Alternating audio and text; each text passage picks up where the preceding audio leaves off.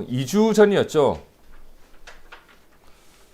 주일에 수태고지라는 말에 대해서 제가 말씀을 드렸어요.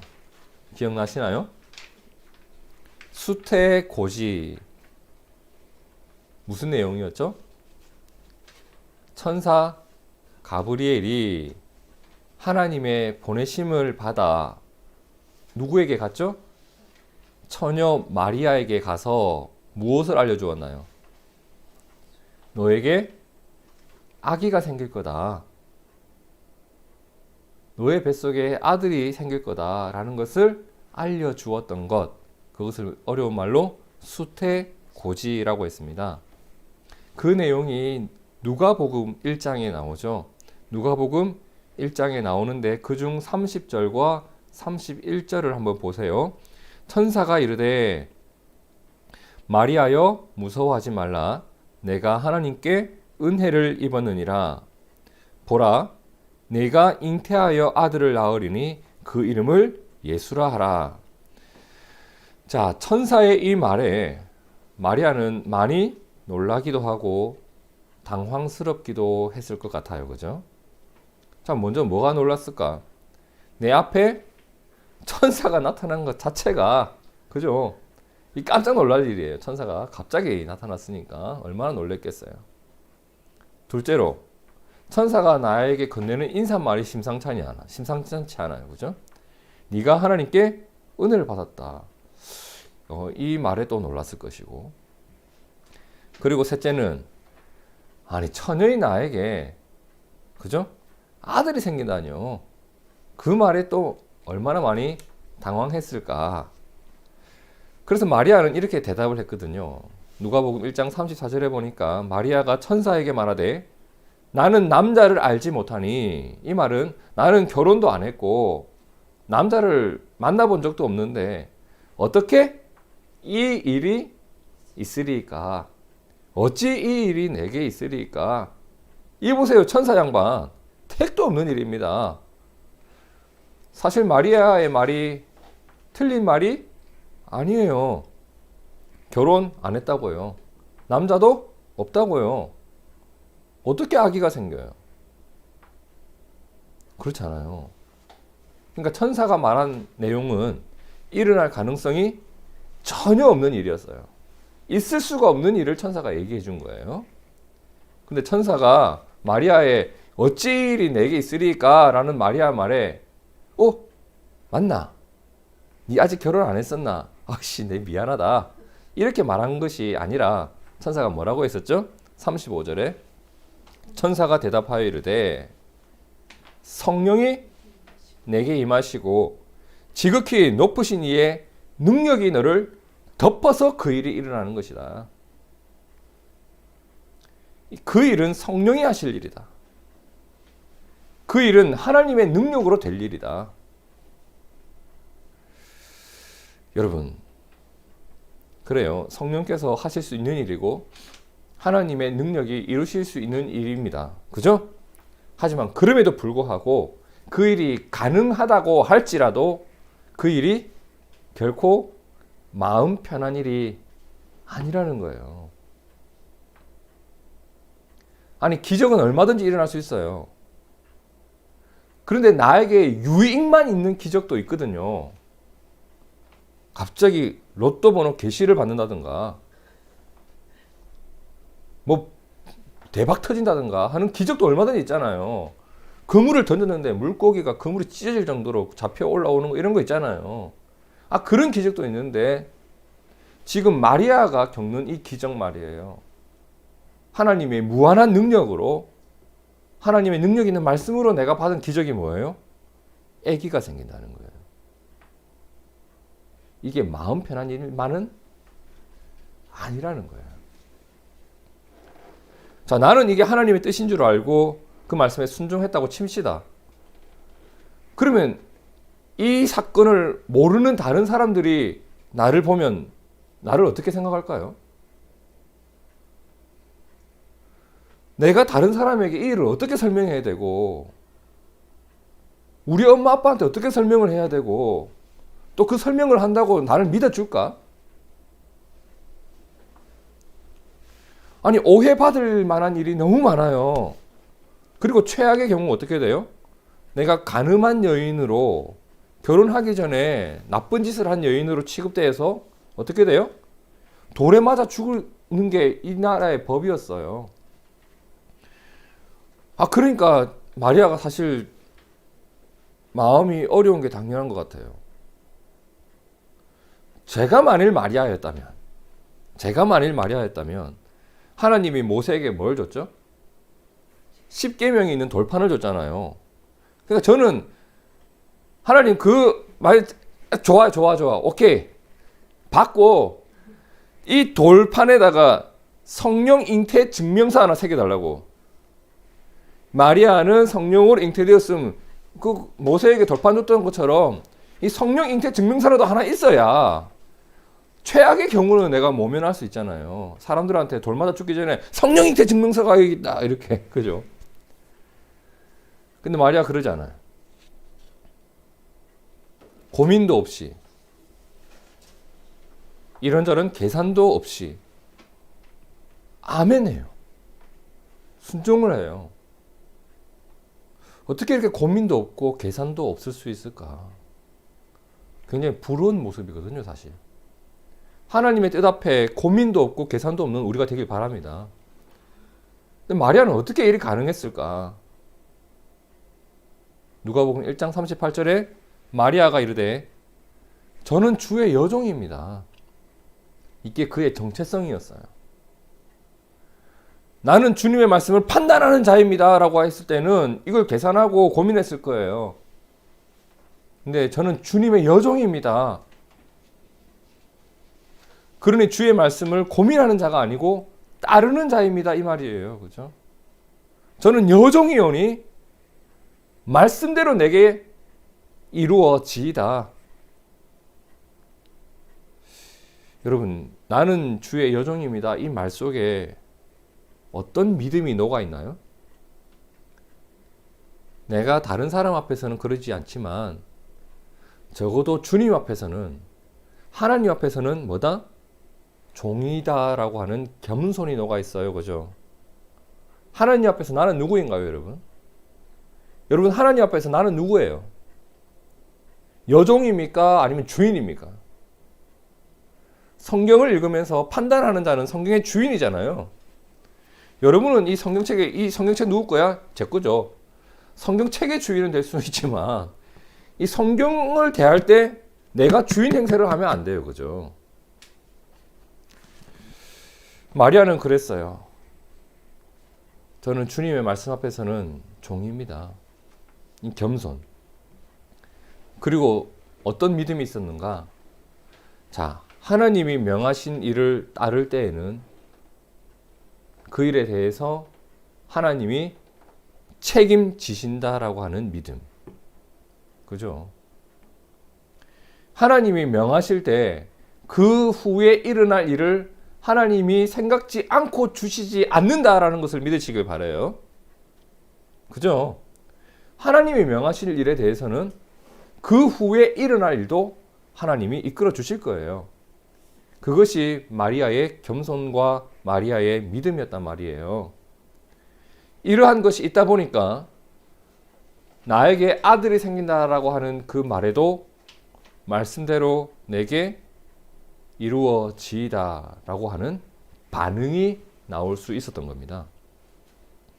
이렇게 해서 마리아는 아직 결혼을 하지 않았지만 뱃속에 뭐가 생겼다? 아기가 생겼어요. 아기가.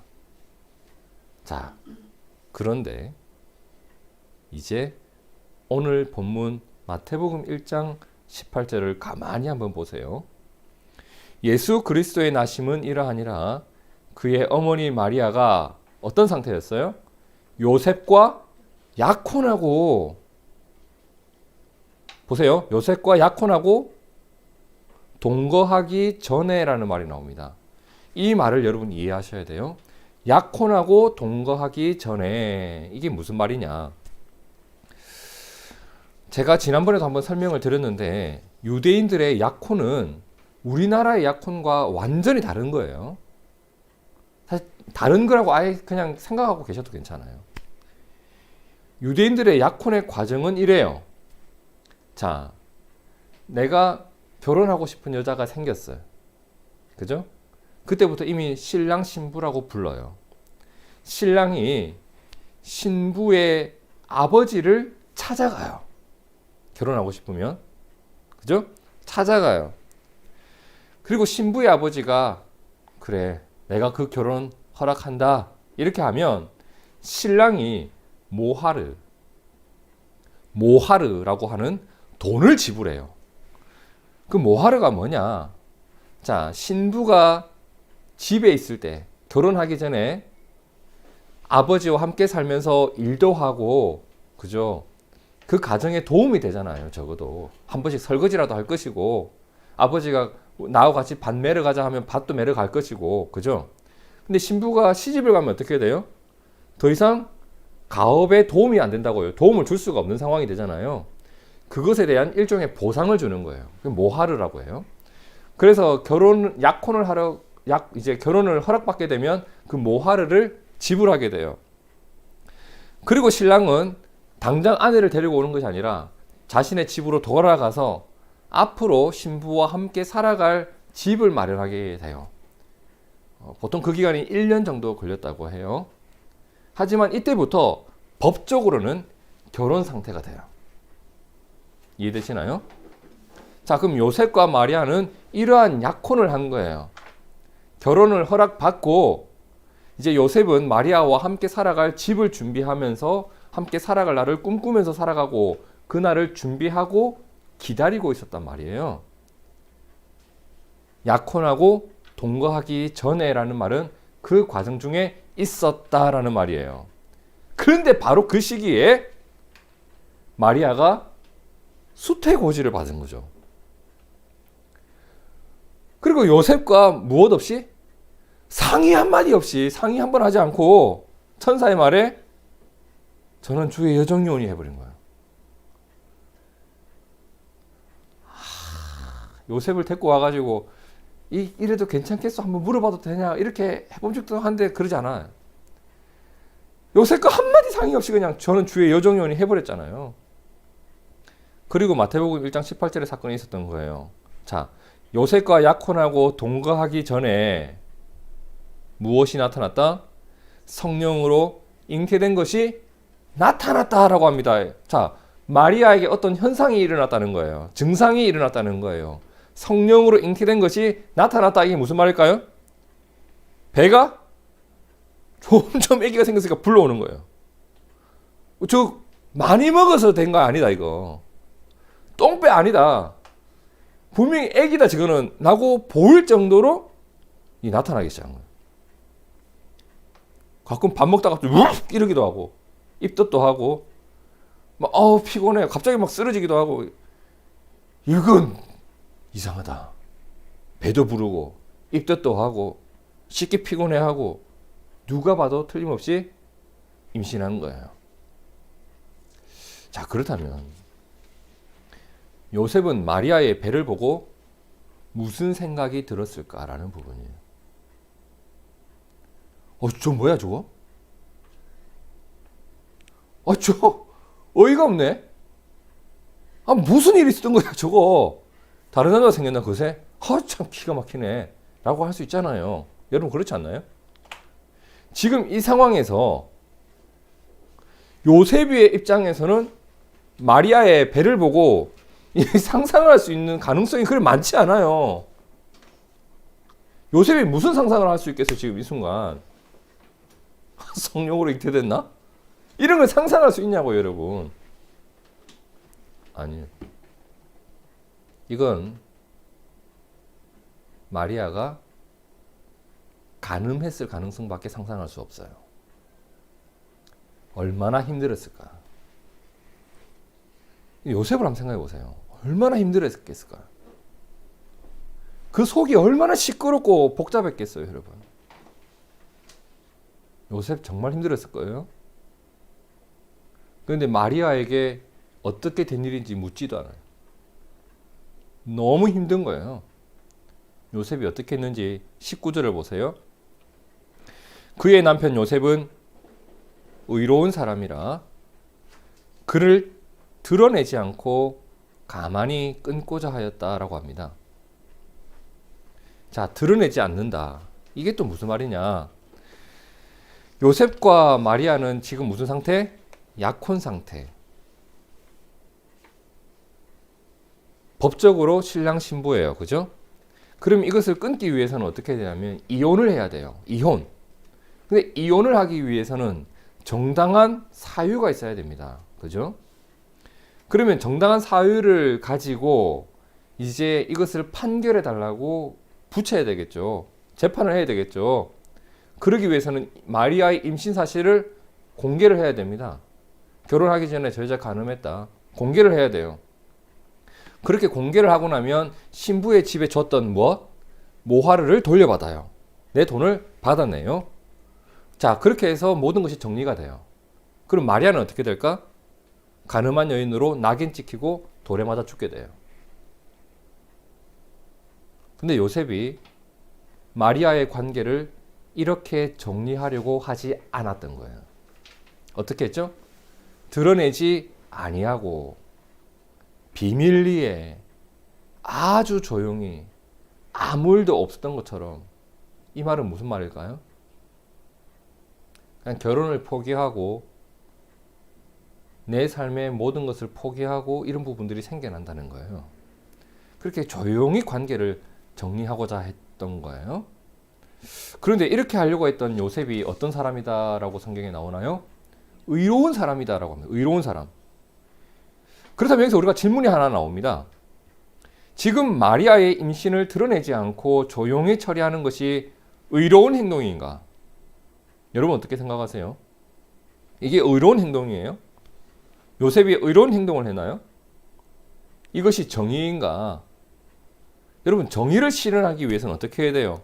이 어처구니 없는 일을 세상에 알리고 저 여자가 이런 여자였다고 이 알려가지고 그녀를 돌로 쳐 죽여 다시는 세상에 이런 일이 없도록 막는 것이 정의로운 일 아닌가? 근데 요셉 그렇게 하지 않았잖아요. 그런데도 불구하고 요셉은 의로운 사람이래요. 그렇다면 우리는 성경이 말하는 의로운 사람과 흔히 우리가 세상에서 말하는 정의로운 사람과는 의미가 다르구나라는 것을 발견하게 돼요. 그죠? 그러면 의로운 사람은 어떤 사람인가? 하나님이 의롭다고 하는 사람은 도대체 어떤 사람인가? 어떤 사람이에요? 그것을 이제 말씀을 다 살펴보고 마지막에 결론을 내려고 해요. 자, 일단 요셉은 마리아가 틀림없이 임신을 했다는 것을 알게 되었죠. 그리고 이것을 드러내지 않고 가만히 끊고자 하였다. 그죠? 그리고 20절을 보세요. 어떻게 하면 소문 없이 잡음 없이 조용히 끝낼 수 있을까를 곰곰이 뭘 하고 있었어요? 생각을 하고 있었던 거예요. 어떻게 하면 이 일을 조용히 끝낼 수 있을까? 그 방법을 고민하고 있었던 거예요. 20절에 이 일을 생각할 때에 어떻게 조용히 끝낼까를 생각하고 있을 때에 그러다가 잠이 든 거예요. 근데 꿈속에 누가 나왔어요? 주의 사자가, 천사가 마리아는 직접 찾아가고 요셉에게는 어떻게 찾아갔죠? 꿈속에서 나타났어요. 꿈을 꾼 거예요. 요셉이 꿈을 꿔요. 방도를 찾던 중에 요셉이 꿈을 꾸었다. 꿈속에서 하나님의 천사가 말했다. 메시지 성경에 이렇게 나오죠. 자, 그럼 천사가 뭐라고 했을까? 천사가 해준 말도 이제 제가 메시지 성경으로 쉽게 한번 읽어 드릴게요. 다윗의 자손 요셉아, 주저하지 말고 뭐 해라? 결혼해라. 주저하지 말고 결혼하여라. 마리아의 임신은 성령으로 된 것이다. 하나님의 성령이 잉태하게 하신 것이다. 마리아가 아들을 낳을 것이니 그 이름을 예수, 즉 하나님이 구원하신다라고 지어라. 그가 자기 백성을 그 죄에서 구원하실 것이다. 자, 이 말을 사실 마리아가 다 설명을 해줘야 되는데 천사가 다 해줍니다. 그죠? 아까 제가 말씀드렸죠. 감당할 수 없는 일을 하나님 맡기실 때에는 그 책임도 하나님 지신다고요. 이 일을 마리아가 직접 하지 않고 천사가 다 해줍니다. 그죠? 천사가 요셉의 꿈에 나타나서 마리아에게 일어난 일이 어떤 일인지 지금 설명을 해주고 있다는 거예요. 그런데 이 내용 말이에요. 꿈속에서 설득되기에는 너무 어마어마한 일이에요. 여러분, 어마어마한 일을 겪었는데 그 일에 대해서 꿈을 꿨다고 생각해 보세요. 그게 그런 일인가 보다. 근데 지금 너무 어마어마한 일이에요. 꿈속에서 납득하기에는 너무 어려운 일이에요. 내가 요셉이었다고 생각을 해보세요. 아내가 임신을 했어요. 근데 꿈을 꿨는데 하나님이 잉태케 하셨다라는 꿈을 꾼 거예요. 이 납득이 되겠어요, 여러분? 사실 요셉은 이미 결정한 상태였어요. 무엇까지는? 조용히 처리해야 되겠다라는 것까지는 이미 내가 마음을 먹은 상태예요. 그까지는 마음이 열려 있어요. 근데 천사가 무엇을 요구해요? 한 단계 높은 수준을 요구하는 거예요. 주저하지 말고 결혼해라. 이 일은 하나님이 하신 일이다. 그러면서 근거로 드는 말씀이 있었어요. 그게 구약성경 이사야에 있는 말씀인데 마태복음 1장 22절과 23절을 함께 읽어볼까요? 이 모든 일이 된 것은 주께서 선지자로 하신 말씀을 이루려 하심이니 이르시되 보라 처녀가 잉태하여 아들을 낳을 것이요 그의 이름은 임마누엘이라 하리라 하셨으니 이를 번역한즉 하나님이 우리와 함께 계시다 함이라. 이 말씀은 우리 성탄절에 한번 살펴봤었죠. 하나님을 의지하지 않는 아하스 왕 시절에 하나님이 주신 말씀이었어요. 그죠? 그런데 이 말씀이 오늘 너의 아내 마리아를 통해서 다시 한번 확증된 사건이 마리아에게 나타난 것이다. 마리아의 죄의 결과가 아니라 하나님의 뜻의 결과이다.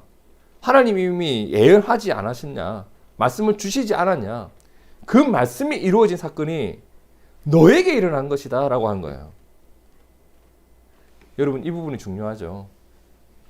수많은 말씀들이 다른 사람에게 일어날 때는 우리가 함께 아멘하고 그런 일이 있었구나. 하나님이 그렇게도 일을 하셨구나. 이렇게 아멘하고 납득하기 쉬운데 지금 이 사건이 너에게 일어난 것이다 라고 하나님 말씀하신 거잖아요. 요셉에게.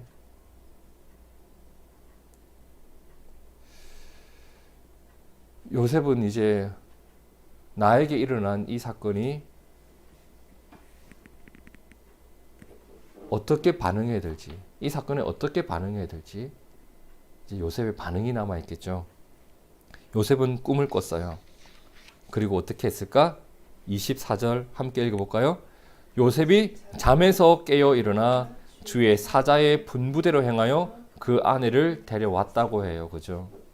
잠에서 깨어 일어나서 결혼식을 한 거예요. 천사의 말대로 아내를 내가 준비한 집에 데려왔다는 거예요. 자, 이 일이 있기까지 요셉이 어떤 일들을 겪었는지 다시 한번 되짚어 봅시다. 약혼을 했어요. 마리아와. 마리아가 배가 불러오네. 임신 사실을 알았어요. 마음이 어땠다? 엄청나게 힘들었을 것이다. 그런데 그럼에도 불구하고 조용히 해결하려고 했어요. 이렇게 하면 내가 지불했던 모하르를 못 받을 수도 있고 결혼하지 아니한 일로 인해서 나까지 오해를 받을 수가 있거든요. 저 약혼했는데 왜 결혼을 안 해? 얼마나 또 많은 소리를 들었겠어요. 하지만 그 일을 감당하려고 했어요. 그런데 꿈속에서 천사의 말을 듣게 돼요. 그리고 내가 생각하지도 못했던 마리아에게 이런 일이 있을 줄 몰랐던 놀라운 이야기를 듣게 돼요. 그 말을 들음으로써 내가 가지고 있었던 마리아에 대한 모든 상상들을 다 지워내요. 천사의 말을 믿은 거예요. 심지어 천사의 명령을 따르게 돼요. 그의 아내 마리아를 의심 없이 집으로 데리고 와서 결혼을 했죠. 그런데 여러분 보세요. 이까지 해도 잘했다라고 볼 수가 있는데 25절을 보세요. 아들을 낳기까지 동침하지 아니하더니 나음의 이름을 예수라 하니라. 제가 이 부분을 보면서 이 구약 성경 창세기의 요셉과 신약 성경 마태복음의 요셉이 참 닮은 부분이 있다 라는 생각도 해본 적이 있어요. 이 욕망 억제력이 끝판대장이에요. 창세기의 요셉은 그 미친 여자 이름 뭐예요? 그 이름도 안 나오죠. 보디발의 아내 이렇게 나오죠. 그 이겨내잖아요. 근데 이 요셉은 지금 신혼부부거든요. 동침하지 않았다. 일부러 절제를 한 거예요. 왜? 성령께서 이루신 일을 나도 거룩하게 동참하고 싶었던 거예요.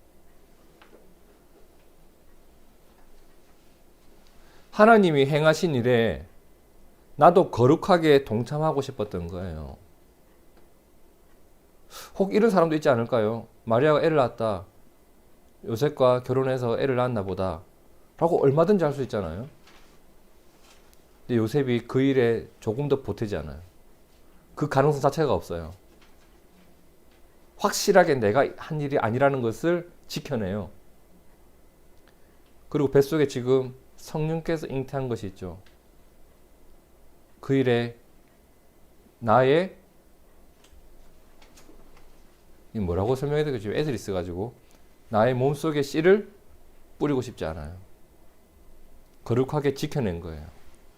동참한 거예요. 천사가 이 일까지 명령을 하지 않았어요. 마리아를 데리고 와서 동침도 하면 안 돼. 이 일 시켰나요? 안 시켰어요.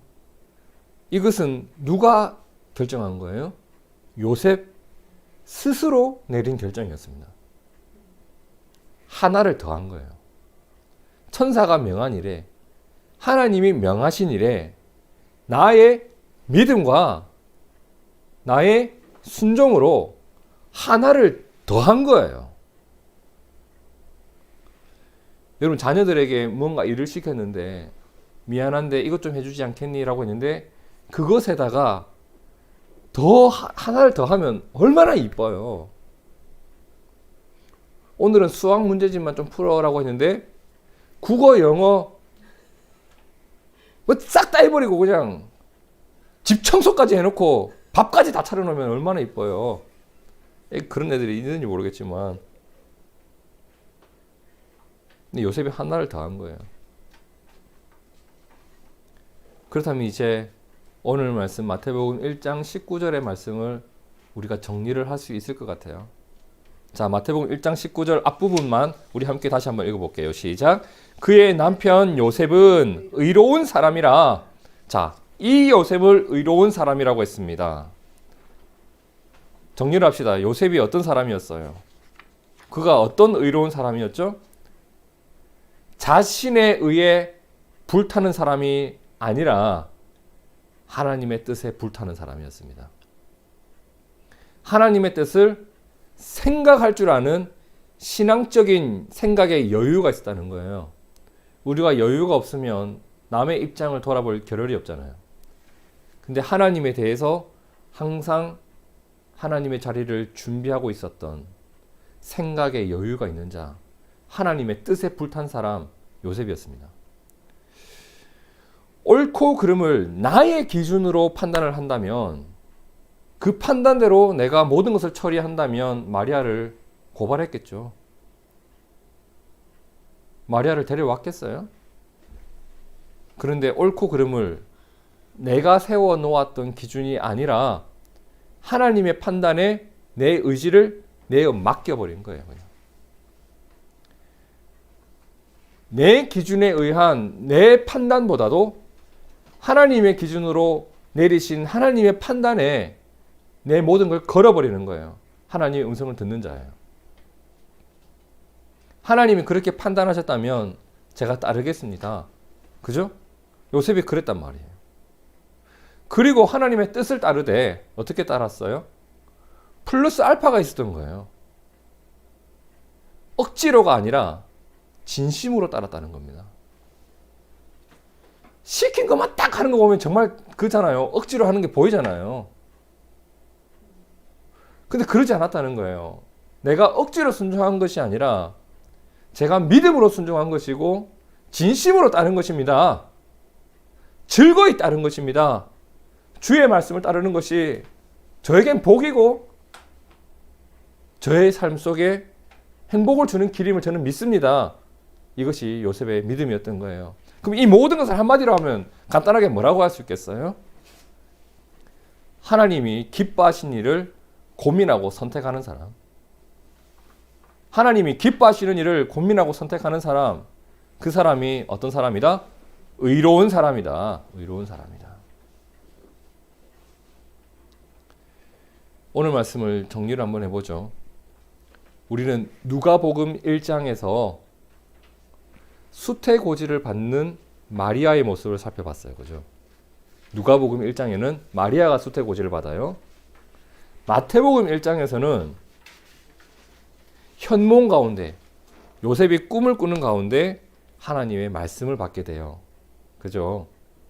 그러니까 예수님이 태어날 당시에 아빠 요셉의 모습을 보고 싶으면 마태복음 1장을 보시고 엄마 마리아의 모습을 보고 싶으면 누가복음 1장을 보면 되겠죠. 저는 여기서 우리가 본받아야 될 믿음의 자세를 발견하게 됩니다.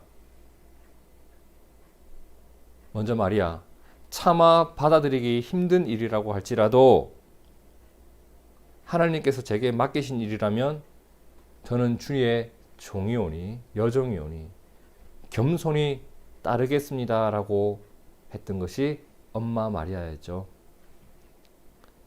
그리고 하나님이 행하신 일에 대해서 나의 판단을 접고 하나님의 판단에 제 결정을 맡기겠습니다. 하나님이 기뻐하실 일을 선택했던 것이 요셉이었어요. 이것이 예수님의 엄마와 아빠예요.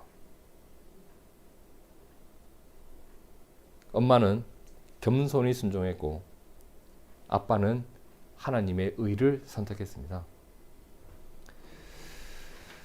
성도 여러분, 세상에는 교회도 많습니다. 그죠? 대한민국에 교회 8만 개 있다고 하죠. 얼마나 많은 교회가 있어요. 그리고 교회가 많은 만큼 그리스도인들도 참 많습니다. 한 교회에 한 명만 있다고 쳐도 8만 명입니다. 그죠? 교회도 많고 성도도 많아요. 그리고 많은 만큼 어때요? 신앙의 수준도 천차만별입니다.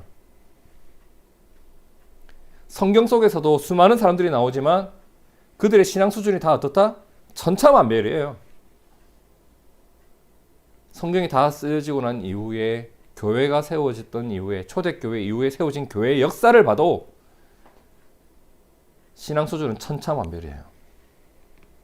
오늘날도 그렇고 저는 우리들의 믿음과 신앙생활이 흔하고 흔한 그냥 그저 그런 수준에 머물지 않기를 진심으로 바라고 축복합니다. 여러분. 누구보다도 내가 낫지. 그래도 저기보다 낫지. 이런 수준에 머물러 있는 건 정말 별로예요. 정말 별로예요. 천차만별인 이 세상 한복판에서 우리가 본받아야 될 신앙인의 자세는 어떤 자세일까? 저는 마리아와 요셉처럼 이랬으면 좋겠다라는 생각이 듭니다. 우리의 기준이 엉망진창이 되어버린 그런 사람들이 되어서는 안 될 거라 생각이 돼요. 오늘 마리아와 요셉처럼 먼저는 하나님이 정말 마음 편히 그분의 뜻과 말씀을 주실 수 있는 사람이 되었으면 좋겠다라는 생각이 듭니다, 여러분. 말 꺼내기 무섭게 하나님 저 이래서 안 되고 저래서 안 되거든요. 좀 모세 생각나지 않습니까, 여러분? 저 이것 때문에 안 되고요. 저것 때문에 안 되고요. 하나님이 불편해서 말 꺼내기가 힘들어요. 어쩔 때는. 그렇지 않을까요, 여러분? 하나님 앞에서 겸손히 그리고 하나님의 의를 믿고 따르는 우리가 되길 축복합니다. 그 믿음의 발걸음이 결국 나를 복된 길로 인도할 줄 우리는 믿습니다.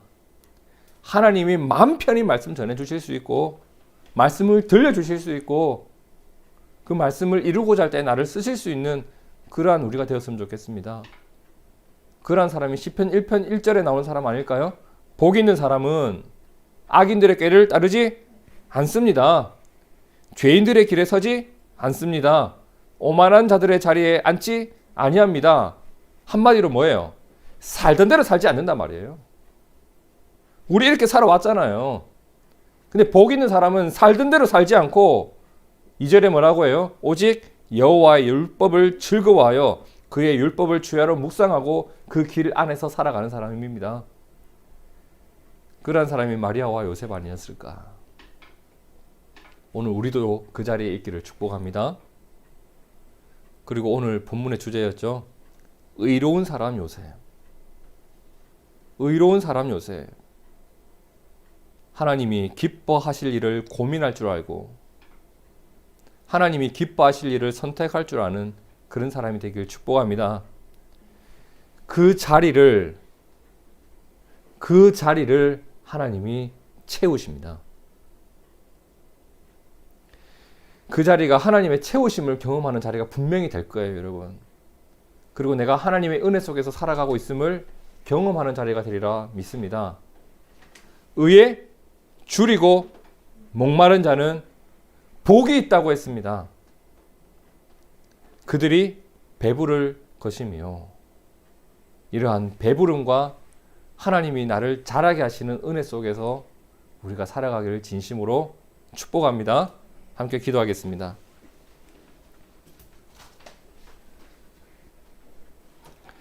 하나님, 오늘